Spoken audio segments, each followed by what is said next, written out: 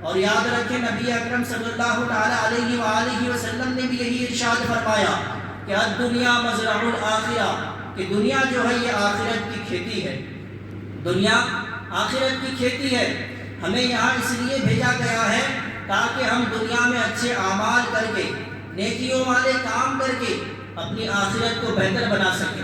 اپنی آخرت میں ہم کامیابی حاصل کر سکیں۔ اس لیے کہ دنیا یہ آخرت کی کھیتی ہے۔ آج ہم اپنی اس آخرت کی کھیتی میں جیسے اعمال کریں گے انہی اعمال کا بدلہ ہمیں بروز قیامت ملے گا۔ آج اگر ہم یہاں اچھے اعمال کرتے ہیں تو ہمیں اچھے اعمال کا بدلہ ملے گا، اگر ہم برے اعمال کرتے ہیں، برائی والے کام کرتے ہیں، تو یقین جانے اللہ تبارک و تعالی بروز قیامت ہمیں اس برائی کا بدلہ بھی دے گا۔ اب یہ ہمارے اوپر ڈیپینڈ کرتا ہے کہ ہم اپنی آخرت کی اس کھیتی کو بہتر بناتے ہیں، اچھا بناتے ہیں اپنے لیے، یا پھر ہم اپنی اس آخرت کی کھیتی کو برے کاموں سے اپنی آخرت کو تباہ و برباد کرتے ہیں۔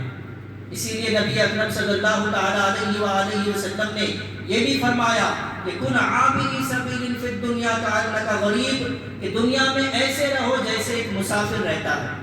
یعنی سفر کرنے والا۔ سفر کرنے والا کیا کرتا ہے؟ سفر کرنے والا سفر میں جن چیزوں کی ضرورت ہوتی ہے ان چیزوں کو لیتا ہے اور چل پڑتا ہے، اپنے سفر پہ وہ نکل پڑتا ہے،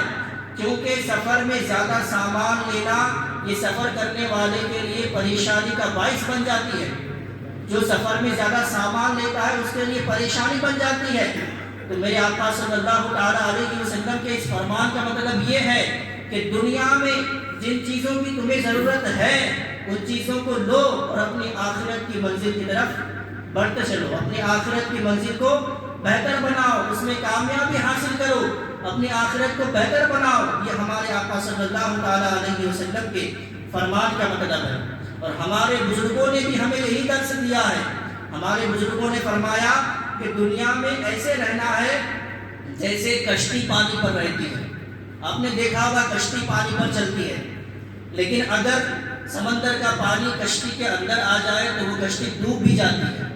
اور اگر سمندر کا پانی کشتی کے اندر نہ آ پائے تو وہی کشتی صحیح سلامت نکل بھی جاتی ہے۔ تو ہمارے بزرگوں کے فرمان کا مطلب یہ ہے کہ دنیا گویا کہ پورا ایک سمندر ہے،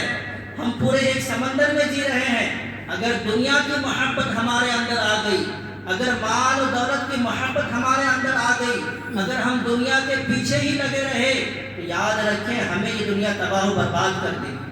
دنیا کی محبت اگر ہمارے دل میں بیٹھ گئی تو ہماری آخرت کو یہ دنیا کی محبت تباہ کر دے گی۔ اسی لیے ہمارے بزرگوں نے فرمایا کہ دنیا میں ایسے رہو جیسے کشتی پانی پر رہتی ہے۔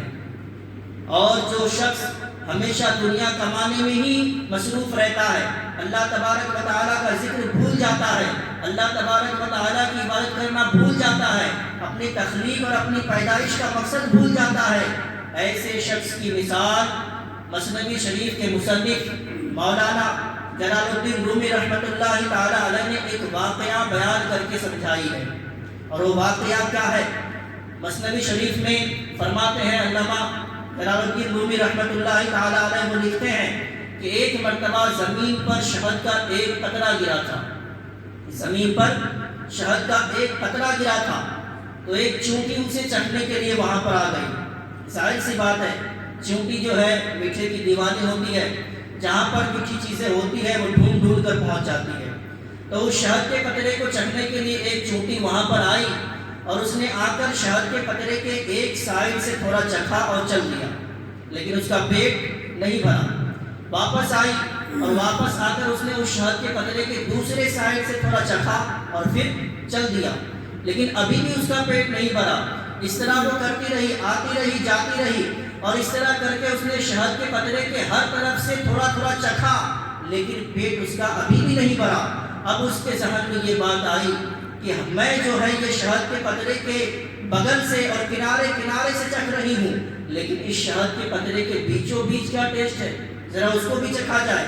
اس شہد کے قطرے کے بیچ والے حصے کا ذائقہ کیا ہے، ذرا اس کو بھی ہم چکھتے ہیں۔ جب چونٹی کے ذہن میں یہ بات آئی تو شہد کے قطرے کے بیچوں بیچ والے حصے کا ٹیسٹ چکھنے کے لیے وہ وہاں پہنچ تو گئی، لیکن اس کے سارے ہاتھ پاؤں شہد کے قطرے میں ایسے چپک گئے کہ ہزاروں کوششیں کرنے کے باوجود وہ وہاں سے نہیں نکل پائی، اور آخر کار اس نے وہیں پر دم توڑ دیا اور وہیں پر اس کی موت ہو گئی۔ اب جو ہے مثنوی شریف کے مصنف فرماتے ہیں کہ بس یہی مثال انسان کی ہے۔ انسان یہ چاہتا ہے کہ تھوڑا پیسہ ادھر سے کما لوں، تھوڑا مال ادھر سے کما لوں، تھوڑی دولت ادھر سے کما لوں، اور پھر اس طرح سے انسان کو اس کی خواہشات دنیا کے بیچوں بیچ لاتی ہے، اور اس کے سارے ہاتھ پاؤں دنیا میں اور دنیا کے گناہ والے کام میں ایسے ملوث ہو جاتے ہیں کہ مر جاتا ہے لیکن توبہ کی توفیق نہیں مل پاتی، مر جاتا ہے لیکن توبہ کی توفیق نہیں مل پاتی۔ یہی مثال لے کر مثنوی شریف کے مصنف نے فرمایا ہے کہ ایک انسان، ایک کامیاب انسان اور عقل مند انسان وہی ہے جو دنیا بھی کمائے، دنیا کا مال و متاع بھی حاصل کرے، مگر اللہ تبارک و تعالیٰ کی عبادت نہ بھولے۔ میرے آقا صلی اللہ تعالیٰ علیہ وسلم نے جو ارشاد فرمایا کہ تمہیں اس دنیا میں ایک مسافر کی طرح رہنا ہے، تو یہ یوں ہی نہیں فرمایا،